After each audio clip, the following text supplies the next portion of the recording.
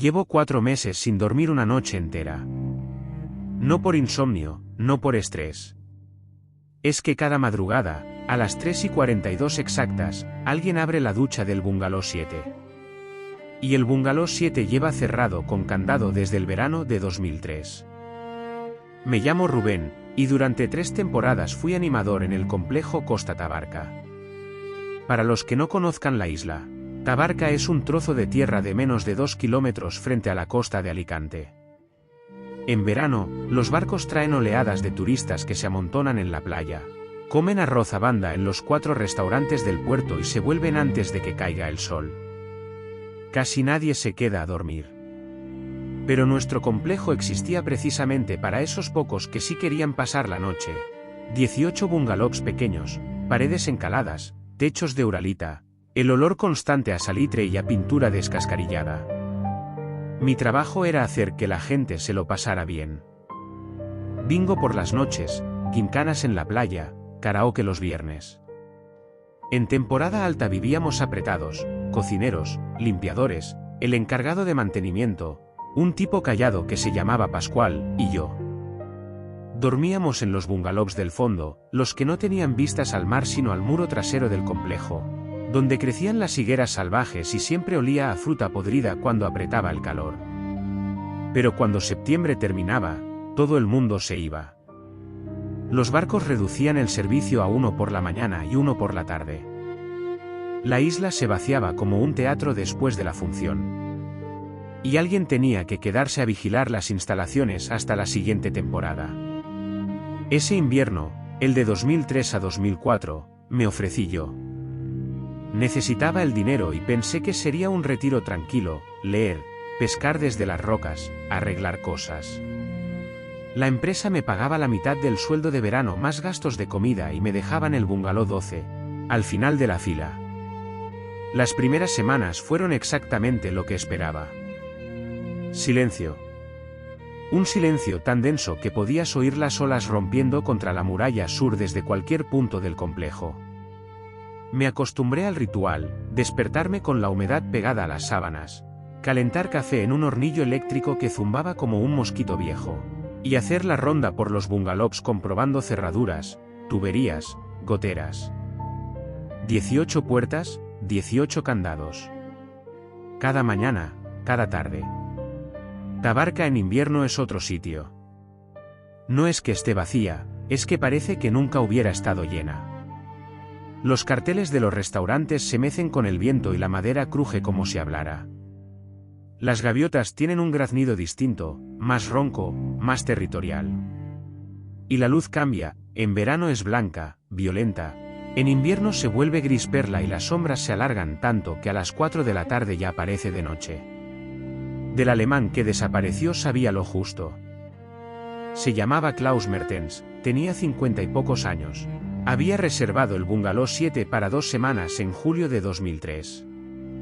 Una mañana su cama apareció deshecha, sus cosas seguían dentro, la maleta abierta, un libro en alemán boca abajo sobre la mesilla, las chanclas junto a la puerta, pero él no estaba. La policía buscó durante semanas, incluyendo rastreo submarino. Nada. Ni cuerpo, ni pista, ni una cámara de seguridad porque el complejo no tenía. Se archivó como desaparición voluntaria, aunque Pascual me dijo una vez, bajando la voz, que la puerta del bungalow estaba cerrada por dentro con el pestillo puesto cuando la forzaron. Nunca le di demasiadas vueltas. Hasta noviembre. Fue un jueves. Me acuerdo porque los jueves era el día que bajaba al pueblo a comprar en la única tienda que seguía abierta. Una especie de colmado donde una señora mayor me vendía latas de conserva, pan del día anterior y tabaco. Esa tarde había vuelto con las bolsas. Las dejé en la mesa de mi bungalow y salí a hacer la ronda de las 5 antes de que se fuera la luz. Todo normal hasta el bungalow 7. El candado estaba cerrado, como siempre. Pero la ventana lateral, esa ventanita pequeña del baño que nunca cerraba bien porque el marco estaba hinchado por la humedad, estaba empañada. Desde dentro. Me quedé mirándola con las llaves colgando de la mano. Empañada. Como si alguien hubiera llenado el baño de vapor. Pero no había nadie dentro, la llave maestra la tenía yo y el candado seguía puesto. Pegué la cara al cristal intentando ver algo y lo único que distinguí fue el lavabo, el espejo y la cortina de la ducha a medio correr. Olía a algo. Un olor dulzón, denso, que se colaba por las juntas de la ventana. No era humedad normal, era como cuando abres una habitación de hotel que ha estado cerrada demasiado tiempo con las toallas mojadas dentro, pero más intenso, con un fondo metálico, como de monedas viejas. Apoyé la palma de la mano en el cristal. Estaba tibio. No caliente, tibio. Como la piel de alguien con fiebre baja. Eso no tenía sentido. Fuera hacía 8 grados, llevaba el forro polar cerrado hasta la barbilla y podía ver mi propia respiración. Una ventana cerrada en un bungalow sin calefacción ni agua caliente conectada no puede estar tibia. Retrocedí 2 pasos. Miré a mi alrededor como si alguien fuera a aparecer entre los bungalows para explicármelo, pero solo estaban las higueras balanceándose, el muro, y el cielo que ya empezaba a ponerse del color del plomo. Podría haber abierto el candado. Tenía la llave. Pero no lo hice. Me dije que sería condensación atrapada, algún fenómeno físico que no entendía, y me fui. Esa noche cené las latas de atún frente a la ventana de mi bungalow. Desde ahí no se veía el 7, quedaba al otro lado de la fila, pero no podía dejar de pensar en ese cristal tibio bajo mi mano. Cuando apagué la luz y me metí en la cama, el colchón estaba frío y húmedo como siempre, y el viento silbaba entre las rendijas de la puerta con ese sonido agudo y constante que ya formaba parte de mi vida nocturna. Tardé 1 hora en dormir. No pasó nada más. Pero algo había cambiado, algo sutil, como cuando entras en una habitación y sabes que alguien acaba de salir aunque no puedas explicar cómo lo sabes. El aire tiene un peso distinto. Pasaron 4 días antes de que volviera a ocurrir algo, y casi había conseguido convencerme de que la ventana empañada tenía una explicación aburrida. Pero el martes siguiente, mientras lavaba los platos del desayuno en el fregadero de mi bungalow, oí un golpe. No un golpe fuerte, no un portazo. Un golpe rítmico, sordo, que venía de algún punto a mi izquierda. Cerré el grifo y escuché. Toc. Silencio. Toc. Silencio. Toc. Cada golpe separado por exactamente el mismo intervalo, como un metrónomo. Salí con las manos mojadas y el trapo todavía en el hombro. El sonido venía del bungalow 7. Me acerqué despacio, pisando la gravilla del camino que crujía bajo mis botas como huesos pequeños. El viento se había calmado, cosa rara en Tabarca, y eso hacía que el golpe se escuchara con una claridad obscena. Toc. Pausa. Toc. Pausa. Cuando llegué a la puerta, apoyé la oreja contra la madera. El sonido venía de dentro, desde el fondo, probablemente del baño. Era como si alguien golpeara una superficie dura con el nudillo. Con paciencia. Sin prisa. Esta vez sí saqué la llave. Me temblaban un poco las manos, no voy a mentir, pero más que miedo sentía una irritación absurda, como cuando oyes un grifo gotear de noche y sabes que no vas a poder dormir hasta que lo cierres. Abrí el candado, lo dejé colgando del gancho, y empujé la puerta. El olor me golpeó primero. El mismo de la otra vez pero concentrado. Esa mezcla de humedad estancada y metal que se te pegaba al fondo de la garganta. El bungalow estaba exactamente como lo recordaba, la cama individual contra la pared, el armario de contrachapado con la puerta entreabierta, la mesilla vacía. Todo cubierto por una capa de polvo que no parecía haber sido perturbada. La puerta del baño estaba cerrada.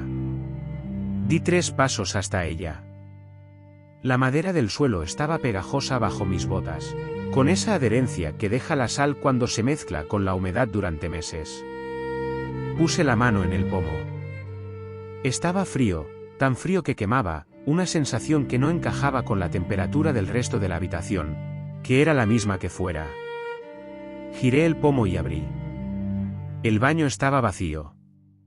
El inodoro, El lavabo, la ducha con la cortina de plástico medio corrida. Todo seco. Todo en silencio. Los golpes habían parado en el momento exacto en que abrí la puerta del bungalow, como si lo que fuera que golpeaba supiera que yo había entrado. Me quedé ahí parado un minuto entero mirando cada rincón. Nada.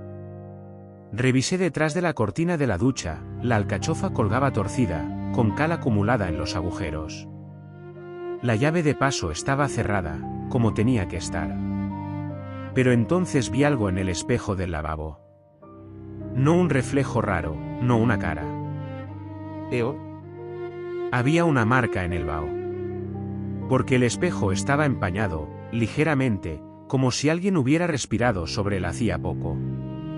Y en el centro, alguien había trazado con el dedo un número, 342. Lo limpié con la manga del forro polar. Cerré el bungalow, puse el candado, y esa noche dormí con la lámpara encendida. No me avergüenza decirlo.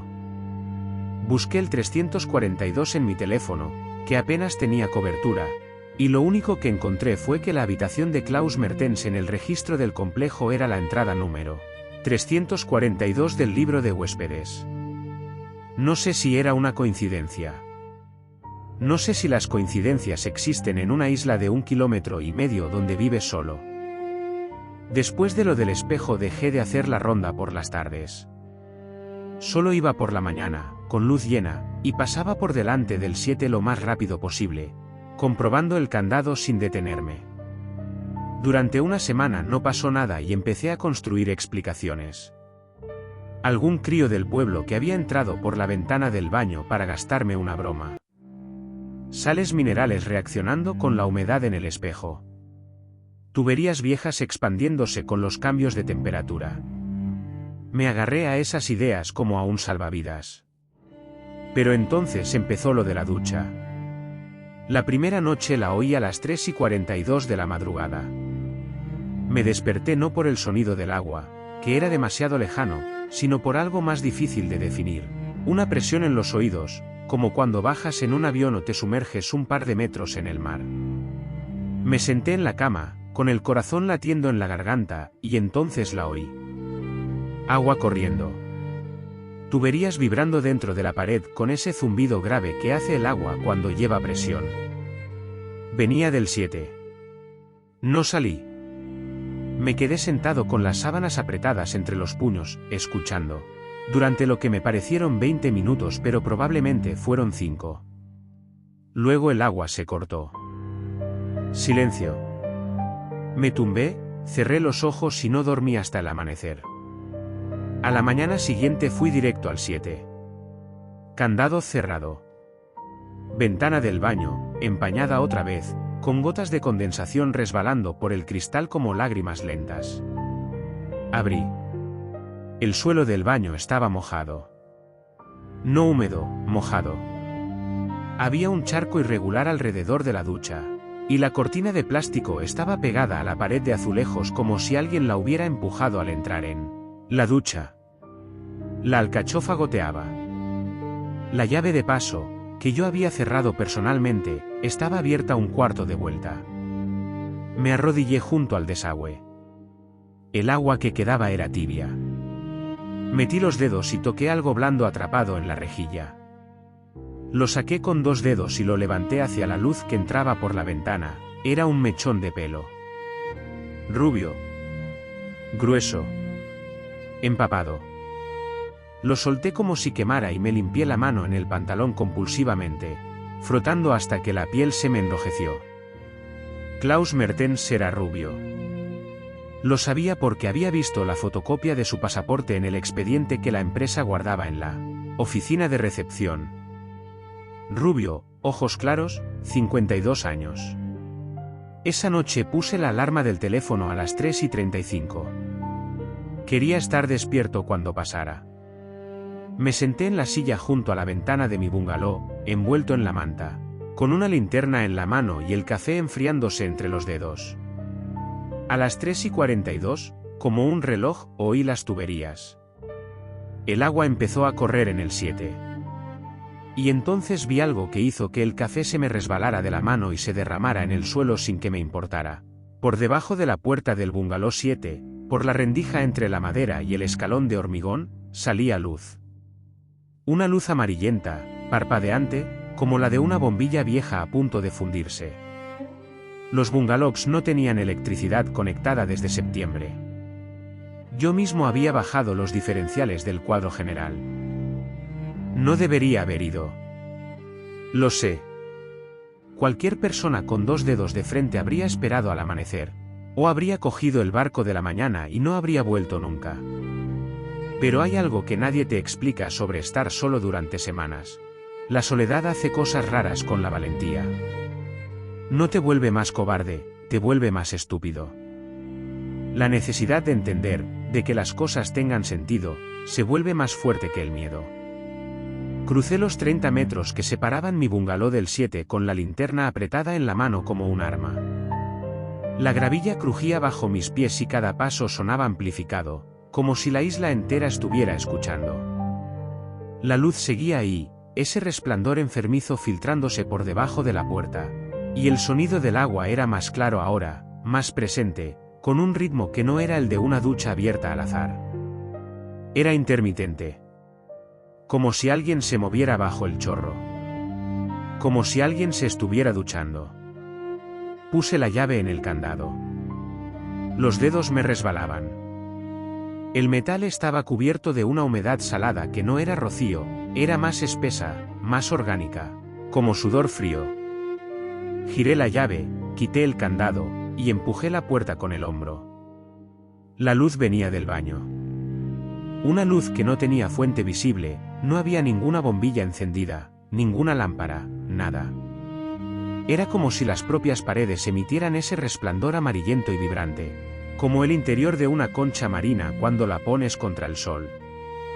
El agua sonaba con fuerza detrás de la puerta cerrada del baño. Podía oírla golpear contra algo. No contra el suelo de la ducha. Contra algo que estaba de pie. La temperatura dentro del bungalow era distinta. Fuera había 6 o 7 grados y yo temblaba con el forro polar. Dentro era cálido, húmedo, tropical, como entrar en un invernadero. El aire tenía peso, se te pegaba a la piel, y el olor era tan intenso que me dieron arcadas. No era solo humedad y metal. Había algo debajo, algo orgánico, dulce de una forma desagradable, como flores pudriéndose en un jarrón con el agua turbia. Avancé hasta la puerta del baño. El agua seguía corriendo al otro lado. Puse la mano en el pomo. Estaba caliente. No tibio como la otra vez. Caliente, como si hubiera estado agarrado por alguien durante mucho rato. Giré. La ducha estaba abierta a tope. El agua salía hirviendo, el vapor llenaba el baño como niebla densa y no podía ver más allá de 1 metro. Pero vi la cortina. La cortina de plástico estaba cerrada y detrás de ella había una forma. Una silueta. Alguien estaba de pie dentro de la ducha, inmóvil, con los brazos pegados al cuerpo y la cabeza ligeramente inclinada hacia un lado, como si escuchara algo. Como si me escuchara a mí. No me moví. No podía. El vapor me envolvía y sentía las gotas de agua caliente condensándose en mi cara, en mis brazos, empapándome la ropa. La silueta tampoco se movía. Estuvimos así durante lo que pudieron ser 10 segundos o 10 minutos, no lo sé, el tiempo se había roto. Podía oír mi propia respiración y debajo de ella, debajo del ruido del agua, algo más, un sonido bajo, casi inaudible, como un zumbido que venía del desagüe o de las paredes o de la propia silueta. No era un sonido mecánico. Era como el murmullo de alguien hablando en un idioma que no reconoces, con la boca cerrada. Entonces la silueta movió la cabeza. Despacio. La inclinó hacia el otro lado, como un pájaro curioso, y yo sentí algo que no puedo describir de otra forma. La certeza absoluta, animal, irracional, de que lo que estaba detrás de esa cortina no era una persona. La forma era humana, sí, el tamaño era humano, pero la manera en que se movía no lo era. Era demasiado fluida, demasiado continua, como si no tuviera articulaciones. Di un paso atrás. La cortina se movió. No mucho. Solo 1 centímetro hacia afuera, como si algo la hubiera empujado desde dentro con la punta de un dedo. Y en ese centímetro de abertura, entre el plástico y la pared, vi algo brillar en la penumbra del vapor. Era un ojo. Abierto. Fijo. Del color del agua estancada. Salí corriendo. No cerré la puerta, no puse el candado, no miré atrás.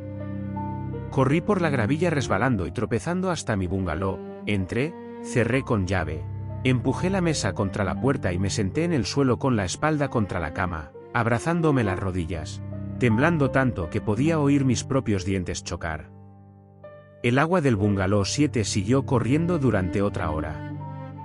Luego paró. Silencio. Y dentro del silencio, desde algún punto de la oscuridad entre los bungalows, oí pasos sobre la gravilla. Lentos. Mojados. Que se acercaban hacia el mío. A las 6 de la mañana, cuando la primera luz gris entró por la ventana, aparté la mesa y abrí la puerta. Fui directo al bungalow 7. El candado estaba puesto. Cerrado. Como si nunca lo hubiera quitado. Pero yo lo dejé abierto, estoy seguro de eso, salí corriendo sin cerrar nada. Miré la gravilla entre los bungalows, estaba seca. No había huellas. No había charcos. La ventana del baño estaba limpia. Abrí. El interior olía a polvo y salitre, el olor normal de una habitación cerrada junto al mar. El baño estaba seco. La cortina de la ducha, medio corrida. La llave de paso, cerrada. El espejo, limpio. Como si nada hubiera pasado nunca. Excepto por un detalle. Las chanclas.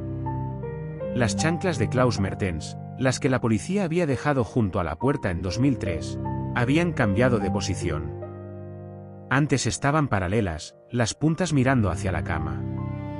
Ahora estaban juntas, perpendiculares, las puntas mirando hacia la puerta. Como si alguien se las hubiera quitado al entrar. O se las hubiera puesto para salir. Cogí el barco de las 9. Llamé a la empresa desde Alicante y dije que no volvía. Inventé una excusa familiar, un padre enfermo, algo así. No me preguntaron mucho. Creo que Pascual, cuando se enteró, tampoco se sorprendió. Han pasado más de 20 años. El complejo nunca volvió a abrir. Sigue ahí, pudriéndose junto al mar, con las higueras comiéndose los muros y la sal desmoronando las paredes. A veces miro Tabarca en Google Maps, con la vista de satélite, y puedo distinguir las formas rectangulares de los bungalows entre la vegetación. 18 rectángulos blancos. Y no puedo evitar ampliar el 7 y buscar algo en la imagen, una sombra, una mancha, un indicio de que lo que vi fue real. Nunca encuentro nada. Pero de vez en cuando me ducho en mi casa, en mi piso de Elche, a 30 kilómetros de la costa, con las puertas cerradas y la calefacción puesta, el agua sale caliente y el espejo se empaña. Y durante un segundo, antes de limpiarlo con la mano, me parece ver un número formándose en el vaho. Siempre el mismo. 342, pero cuando paso los dedos, no hay nada. Probablemente no sea nada. Probablemente.